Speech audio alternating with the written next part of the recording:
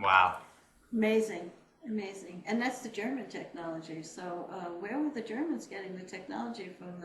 The Greys or the things that fell from they shot down from the sky? Reverse They engineering. reversed engineered. So I would imagine a lot of these sightings, why they didn't want to talk about it, is because they knew it was the German technology.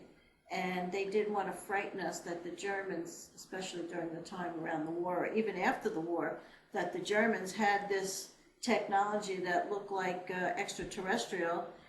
That would even scare us more than extraterrestrials coming here. In their obviously. opinions. In their opinions. In their opinions, well, I guess right after the war, people suffered harshly, especially in Europe. They put all their effort into rebuilding all their cities and rebuilding their lives and, pulling themselves back up again. So the last thing they wanted to hear is the Germans still had this technology.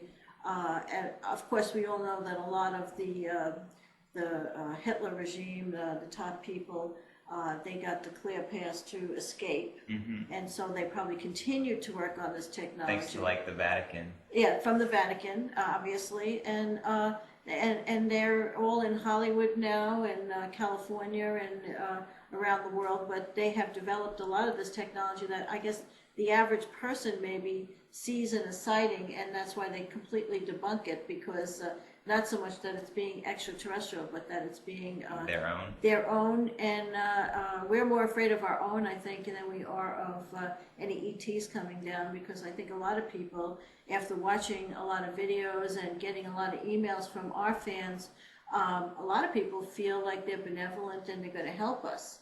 And we don't feel, I don't get that from the census from the people who write to us that,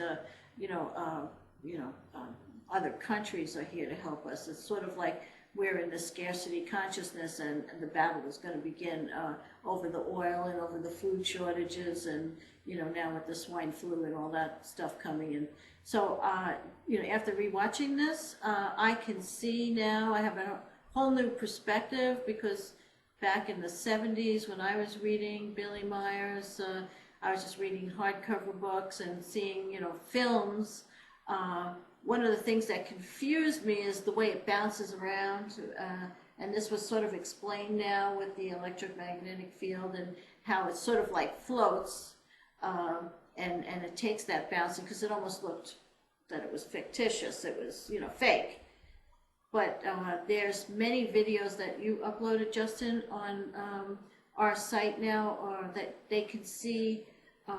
Are you putting on the ones? Well, let me give them a reference, because we got a question. Someone asked okay. who was giving that speech.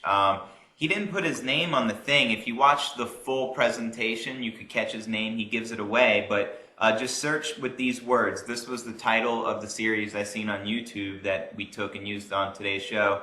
The Palladian Mission, Billy Meier UFO Case.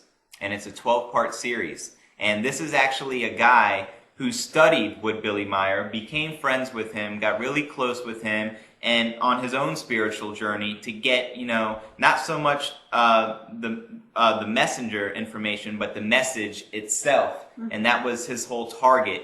So he had a lot of enlightening information about the whole case. He got to use his video camera and see all the photos from Billy Meier, and just knows an abundance of insider information. So I recommend this to everybody. The series that you're talking about, that was his story. It was an investigative reports thing, and it was I think 10 parts.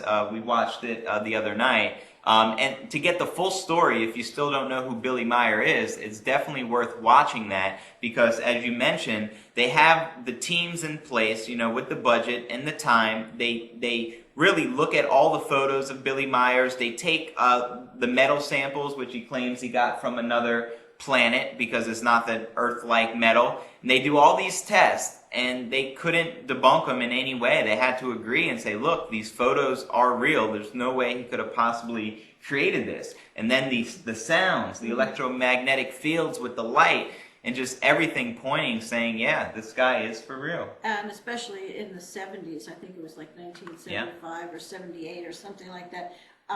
He just had a regular camera that he showed us. He didn't have access to the computer technology that we have today to splice and cut. And so they had digital photography experts using the state-of-the-art equipment at that time, showing that these photographs of Billy Meyer were about the most authentic photographs that they have ever seen. And then they even did some tests with some fake ones that would look real, Right. that sort of gave the impression of looking real from just a regular photograph. And I guess under the infrared or whatever that Under the test. under those tests, you can see that it was solid, it wasn't hollow, you could see that it was actually a fake. So under all the scrutiny at that time, those, and even till today, I believe it still stands up today. The Billy Meyers is the one that stumped everybody because it's been under such scrutiny. Like you said, George Adamski was another person that came out with the sightings and the people they say, the woman that came from Venus, and he has a whole following.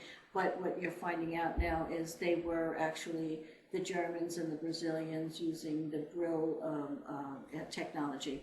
So very interesting. The Palladians are giving a message of always love and light, and they're here for our spiritual development.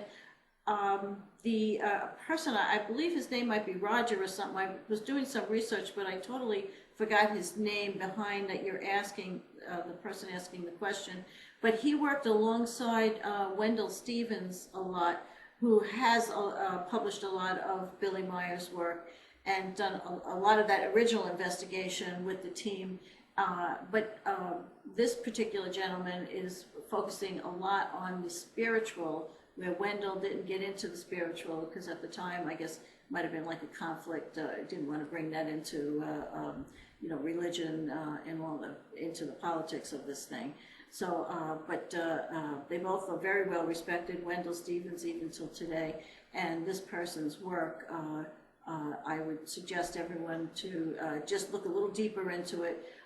If you want to see the nuts and bolts of what might be real and a real message from the Palladians that are coming out, check out some of these videos that Justin's going to put on his esoteric website. Yes, without a doubt. And we got another comment. Someone said the high cardinals in the Vatican take mushrooms to see the past and future, and that's absolutely correct. Absolutely. You know, the mushroom and those mushroom hats, the high mass, all makes sense to me now.